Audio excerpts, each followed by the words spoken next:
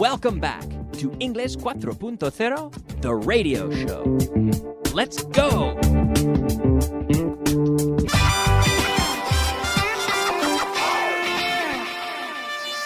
Intermediate. All right, welcome to Intermediate Class 25. Welcome back for those of you who have been listening to the beginner portion of the program, and welcome back to those of you who follow the show every day and keep listening to Vaughn Radio. Welcome back. Here we are with Class 25 already. Wow. Great. It's impressive, isn't it? We've come this far, 25 classes. How are you doing? Are you following the material all right? Is everything okay? Remember, if you have any questions or any problems with the content, you can always write to us at bauganingles.com, www.bauganingles.com, and there you can reach your tutor. So following the material here on the radio and following on TV, you go into your account, as long as you're a subscriber to the program, and you can ask questions to the tutors. So be sure that you use this resource, right? We are here to help you. So let's start with a review of what we saw in the last class. We were practicing with numbers.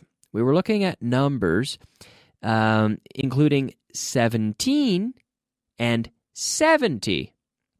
17 and 70. And you may recall that yesterday I dictated the numbers and Nacho was with me, and Nacho did a fantastic job of writing down all the numbers correctly. So we're going to try it again, and I'm going to read the numbers now, just me and you this time. Nacho he gets the numbers every time.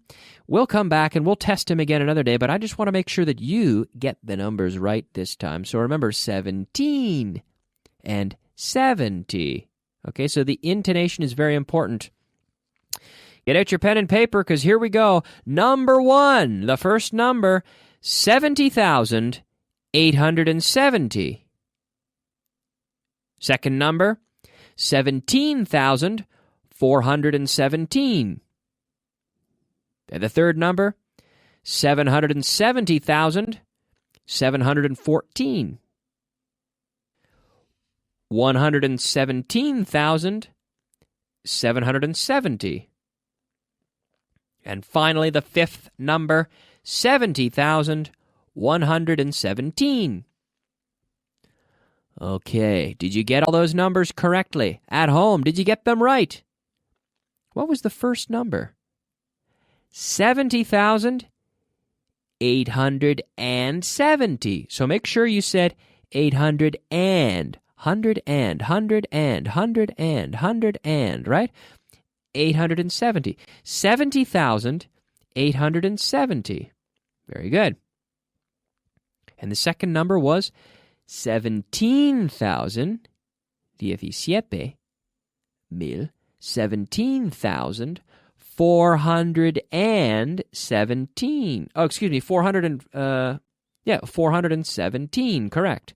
17,417. And the third number, did you get the third number right? I hope so. 770,714. Okay, did you get that? Good, all right. And the next number, 117,770. Very good. And finally, 70,117. Very good. All right. Let's try three more numbers. So get out your pen and paper, write these down. Okay, if you didn't write them down the first time, you know how this works. You have to write them down, okay? Write down the numbers and check, okay? 17,070. 77,117. And the last number for the day, I promise, 470,817. Okay, now that first number, What was the first number?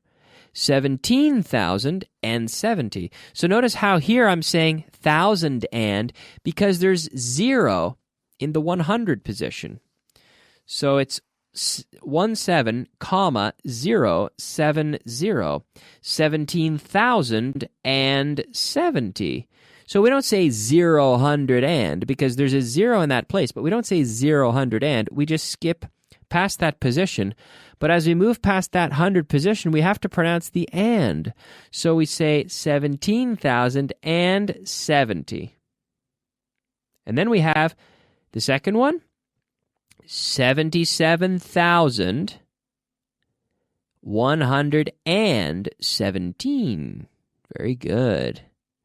And next we had 470,817.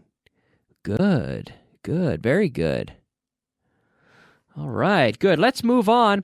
We were talking yesterday, and I'm going to review it again. We're talking yesterday about indirect questions. So changing from the direct question to the indirect question using the question words what and who. So let me give you the direct question, and then I want you to change it to an indirect structure. So what was his response? And then at home, do you know what his response was? Do you know what his response was? Very good. Who broke my watch? Do you know who broke my watch?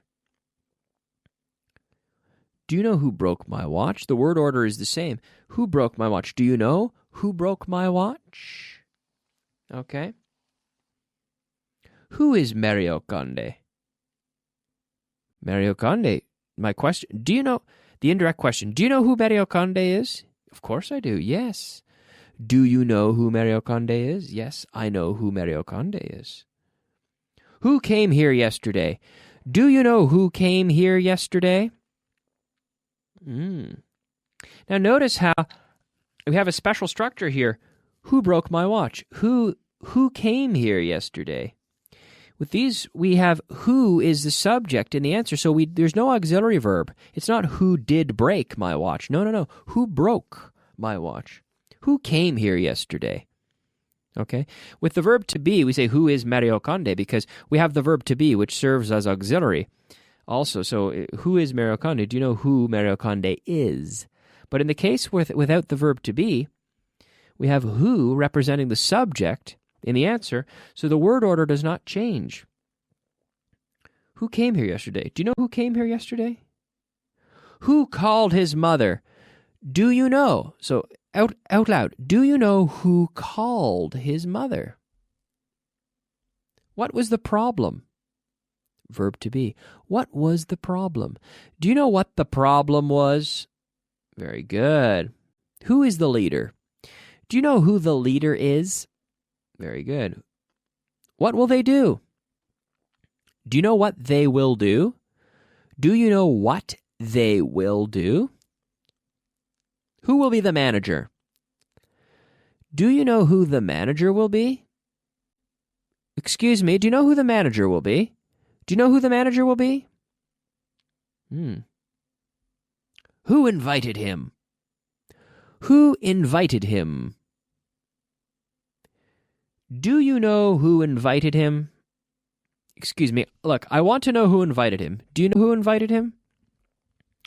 Do you know? And then I want to know, which is another indirect form. Quiero saber. I want to know who invited him. What did she do? Do you know what she did? Do you know what she did? It's incredible. Do you know what she did? Who was in charge? Do you know who was in charge? Very good. What did he say? Do you know what he said? Do you know what he said? Who is Wayne Gretzky? My question, and then the indirect, do you know who Wayne Gretzky is? he's Canadian, of course, because every time I ask strange questions, it's always about a Canadian fact or a Canadian person, it seems. But yes, he's Canadian, and I've talked about Wayne Gretzky before, at least on my other show, The Verb Circus, on Vaughan Radio, which is on Mondays and Fridays at 6 o'clock, by the way. I've talked about it, but I've talked about him, I should say. I've talked about Wayne Gretzky. He was the greatest, well, arguably the greatest hockey player, ice hockey player of all time. Yes, Wayne Gretzky. He's like Pele and Maradona together for ice hockey. Incredible. What did he do? Do you know what he did? Do you know what he did? What do they do for a living? Do you know what they do for a living? Good. Word of the day. Oh, yes, it's time now for our word of the day. The word of the day today is, in Spanish, desbordar. Desbordar. And in English, to overflow. To overflow. Yes, to overflow. When it rains a lot, sometimes, well, not very often in Madrid, but sometimes the things overflow. The water overflows from the reservoir, for example. In Holland, if it rains a lot, the canals can overflow. Yeah, they can overflow. That's our word of the day today, ladies and gentlemen, to overflow. One word, overflow. Now we're going to talk about, I want to speak about the verb to speak. To speak. Yes. Today I speak. Yesterday I spoke. Spoke. Yesterday I spoke about a lot of things. Today I would like to speak about the verb to speak. To speak is a little bit more formal, let's say, than to talk. Okay? To speak. A little bit more formal, but very similar. And in many cases, we can use speak or talk. But there are subtle differences. And to speak is generally a bit more formal. To speak to the audience about an important topic. The president is speaking to the media. We would never say the president is talking to the media. It's a bit too casual. He's speaking to the media. Now, it's a bit more formal than talk, and also we have to speak to and to speak with. We also have to talk to and to talk with, but here focusing on speak, to speak to and to speak with.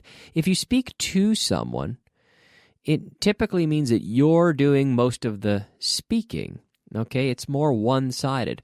Whereas to speak with is maybe 50-50. 50%, you're speaking 50% and they're speaking 50%. So it's more it involves more participation from everyone. To speak with, let's see, to speak with someone means we're communicating back and forth, speaking. Whereas when Barack Obama stands up, he speaks to the media. He doesn't really speak with them. Well, sometimes he does, but usually he speaks to the media. He stands there and he speaks and they listen. It's not 50% him and 50% media. It's 98% Barack Obama and 2% someone else, right? So he's speaking to the audience. He's speaking to the media. Whereas speaking with the media means, or speaking with someone means that it's more interactive from both sides. Okay, but that's an additional meaning. This is not explained on the television, and it's not explained in your student manual. This is a little additional radio-only content for you. But now let's drill. Let's practice the verb to speak in the past. So give me affirmative answers. Did you speak to him? Yes, I spoke to him. Did they speak with each other? Yes, they spoke with each other. Did they speak to the audience? Yes, they spoke to the audience. Did he speak to her? Yes, he spoke to her. Did he speak with her? Yes, he spoke with her. Did he speak with him? Yes, he spoke with him. Did he speak to them? Them, sacando la lengua, them, with my tongue out between my teeth. Did he speak to them? Yes, he spoke to them. Who did he speak to? Pues mi hermano, por ejemplo. Who did he speak to? He spoke to my brother. He spoke to my brother. What did he speak about? Oh, he spoke about the economy. What did he speak about? No. Did they speak to them? Yes, they spoke to them. Vocabulary of the day. Well done, ladies and gentlemen. Well done. It's time now for our vocabulary of the day. The first word, beneficioso. Beneficioso. Beneficial. Beneficial. Yes, getting exercise is beneficial to your health. Libremente. Freely. Freely. Freely. To do it freely. Freely. Libremente. Contento. Glad. Glad. I'm glad you're listening. Thank you for listening. I'm glad you're listening. Glad. Prometido. Prometida. El sustantivo. Fiancé. Fiancé. I spoke about this the other day, how your fiancé is your prometido, prometida. Fiancé when you are engaged. Prometido. When you're engaged to be married. So you're engaged, and then on your wedding day, on the day of the wedding, we have a bride and groom. Novia and novio. Bride and groom. And then after they're married, husband and wife. Bronceado. Bronceado. Suntan. Something I don't have. Suntan. All right, one more time now. Let's move on and practice with the indirect questions, this time with how and which. So again, the direct question from me, and at home, out loud, give me the indirect question. Do you know how he did it? So how did he do it? Do you know how he did it? Which one is best? Excuse me, do you know which one is best? How does it work? Do you know how it works? Which one tastes like chicken? Do you know which one tastes like chicken? How can we do it? Do you know how we can do it? How will we get there? Do you know how we'll get there? Which one is yours? Do you know which one is yours? Which one will we use? Do you know which one we'll use? How are we going to finish it? Do you know how we're going to finish it? Well, I can tell you folks that I think I know how I know how I'm going to finish it, and I know when I'm going to finish it because I'm going to finish the show right now.